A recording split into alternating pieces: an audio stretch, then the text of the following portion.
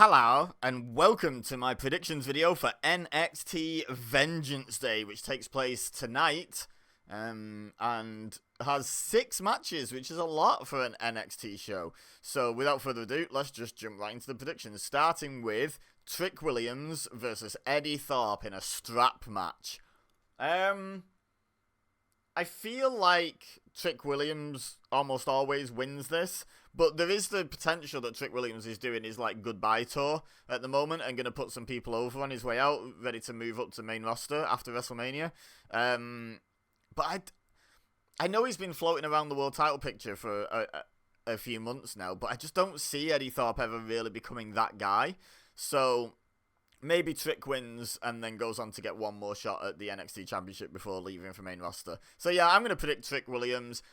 I could see them going for Eddie Thorpe if they really plan to push him hard and Trick Williams is 1 foot out the door for main roster. I could see that, but I'm just going to pick Trick Williams. It seems like a much safer pick.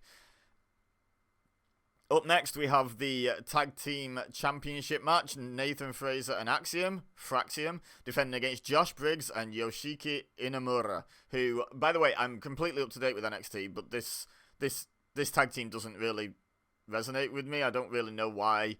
Like, Josh Briggs went to Japan and adopted a full-grown Japanese man and brought him back to America. Like, what's the story here? I don't know. But, so I've not been paying that much attention, so I don't actually remember how you pronounce his name, so apologies if I butchered it. Yeah, Fraxium are retaining. Right? I get what they're trying to do with the tag team division, but what's ended up happening is it's kind of like wild brawl, arbitrarily chosen title contenders have a match, winners have a title shot, and they're rotating through all the potential tag teams like on a sort of 2 or 3 weekly basis. So Fraxium are just running through everyone, but I don't see this being the team to dethrone them, but they're going to start running out of teams soon. Honestly, I get what they're going for, and when they first had the massive tag team brawl, it was kind of fun, but I'm just not that into it as a storyline. I'm not into it from the perspective of Ava saying, I want you all to go out there and prove how much you want this, but I'm not going to book you in any matches. I'm just going to let you brawl during other people's matches because, like, I don't care about the tag team division. Just go do whatever. I don't care. Like, that's what it feels like. So, yeah, I don't care about this because I don't feel like NXT have really made me care about this. But yeah, Fraxium to retain. Next, we have Javon Evans versus Ethan Page in a singles match. This feels like it's gotta be a feel-good, oh, aren't we happy, he got his revenge match. Because the alternative really is for Ethan Page to win. And if Ethan Page wins, he probably has to hurt Javon Evans and put him out again. And I don't know if that's doing anyone any good. To have Javon Evans off TV. It's certainly not getting him more experience, and he's pretty over with the fans at the moment.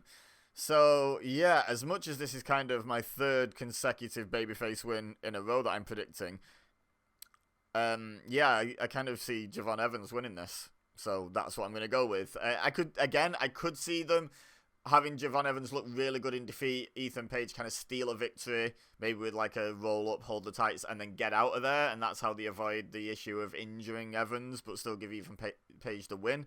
But I'm just going to go with Javon Evans and see what happens. Next, Fatal 4-Way match for the NXT Women's Championship. Julia defends against Bayley, Roxanne Perez, and Cora Jade. Julia's only just won the title. She's retaining here, right? Adding Cora Jade actually makes this a little bit less predictable because Bayley is from the main roster and is in the Elimination Chamber to potentially get a shot at a main roster championship at WrestleMania. And Roxanne Perez is probably main roster bound. And not only that, they're probably going to have a one-on-one match at either Stand and Deliver or WrestleMania, more likely Stand and Deliver. And it's probably not for the NXT Women's Championship. So I feel like the triple threat was really predictable. When they added Cora Jade in, I was like, oh, they could put it on Cora Jade. But Cora Jade hasn't been booked particularly strong this year and the latter months of last year. She has really just been there to sort of lose for Perez a lot, which is unfortunate. But I'm just stating what's been happening. I'm not saying that I think that's a good thing. I'm just saying that's what's been happening. So, yeah, and Julia's, like, a pretty new champion. So, Julia's retaining here, I reckon. Up next, the only championship match that I really think has much chance of changing hands. Spoiler alert for the main event, I guess, or for the final match I'm predicting anyway. Fallon Henley defends the North American Women's Championship against Stephanie Vaquer. This one's tricky. This is probably the hardest match to predict for me. It's either this or Javon Evans, Ethan Page that I think is the most tricky. This one's a bit tricky because Fallon Henley's not had the title that long, but Stephanie Vaquer is obviously, like, a really big deal for NXT. So part of me thinks, yeah, put the North American Women's Championship on her so that you can have Julia and Stephanie Vaquer as your two women's champions. That's really cool, right? But part of me also thinks, if you can keep Stephanie looking strong but lose, then you can do Julia versus Stephanie Vaquer at Stand and Deliver. Which, who doesn't want to see that, am I right? I mean, what else is the title match going to be? Yeah, you know what? I think I've talked myself into it. And also, I've not predicted a single heel to win yet on this show, and some heels gotta win, right? They're not just gonna do a straight 6-6 babyface sweep, I don't think. Yeah, I've talked myself into it. Fallon Henley, through some shenanigans or other, wins. And then maybe you can then team up Julia and Stephanie to avenge that, and then there's some miscommunication and they end up going up against each other. You could maybe transition that way. Honestly, it's Stephanie Vaquer. You can just have her come out and say, I want a match with you. And Julia will be like, yeah, I want a match with you. Let's do it. And no one would complain. It's not the best storytelling ever, but no one's going to complain. However they get to that match. If they do that match, no one's going to be mad. And why not do it on NXT's biggest stage, Stand and Deliver at WrestleMania weekend? So yeah, let's go with it. Fallon Henley to retain. Through some shenanigans, like, not clean. Stephanie Vaquer could even possibly win this match. Like, it could even be like a DQ or a count-out finish, to be honest. But I'm going to predict Fallon Henley. Give her the win if you're going to keep the title on her. Like, don't be cowards about it. Don't be a coward, Sean. You can do this. And then the main event, Obafemi defending the NXT Championship against Austin Theory and Grayson Waller. Obafemi's retaining. Again, another very popular, very new champion. I can't see it being Theory or Waller going into Stand and Deliver as the champion, especially not this soon.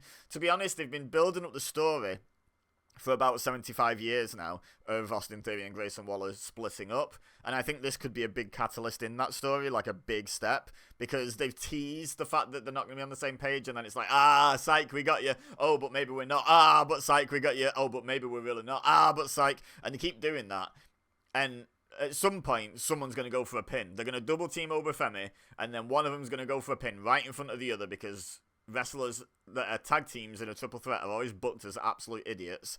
So they're going to do that, and then they'll actually have to fight about it. They might even do what they prophesized and take Obafemi out, like put him through the announce table, although they've got that super reinforced announce table. If anyone can break it, Obafemi can. But they're going to do something that, like, They talked about, like, literally burying him, didn't they? Like, putting a load of stuff on him, tipping the announce table onto him. So maybe they actually do something like that, and then they, shake hands because they're friends, and then they fight, and then Obafemi comes in and wins after having a little lie down. Like, it's something like that, but I think Obafemi wins no matter what. I don't see this title reign being this short at all. Again, there's a possibility of it if he's deemed main roster ready by the powers that be, but I wouldn't. I'd keep him in NXT for a while and let him dominate, because you don't really have that much of a men's main event scene. Like, if you call up Trick Williams and Obafemi, who are both definitely ready, who have you got left? Austin Theory and Grayson Waller aren't NXT guys, they're Raw guys. They're just moonlighting in NXT at the moment. Ethan Page is fine as an NXT champion, but, like, one guy isn't a division. Eddie Thorpe's also a heel, so you can't have those two going at it, and Eddie Thorpe doesn't feel like a main eventer anyway. Yeah, there's just nothing left if you call up Obafemi. Whereas Obafemi can have one more match with Eddie Thorpe, he can go up against Ethan Page, you can probably push Sean Spears into that spot. Like, once you call Trick Williams up, the NXT main event scene on the men's side is very heel heavy. Also, there's Tony D'Angelo could lose his title at some point and step up, or even not lose his title and step up.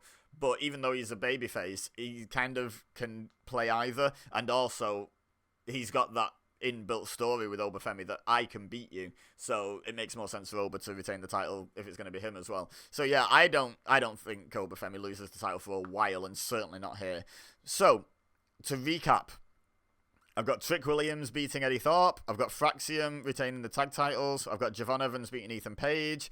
I'm unsure about that one now that I've seen how many babyfaces I've predicted. But whatever. I said what I said. Let's stick with it. Julia to retain the Women's Championship. Fallon Henley to retain the North American Women's Championship. And Obafemi to retain the NXT Championship. Let me know in the comments what you agree with, what you disagree with, what your reasoning is, etc., etc., what your predictions are. Leave a like if you enjoyed this video. Subscribe so you don't miss my review of the show tomorrow once it's happened, obviously. Can't review it before it happens. And lots of other wrestling content as well. But for now, all I have left to say is thank you very much for watching. As always, I've been EBEZA, you've been amazing, and I'll see you next time.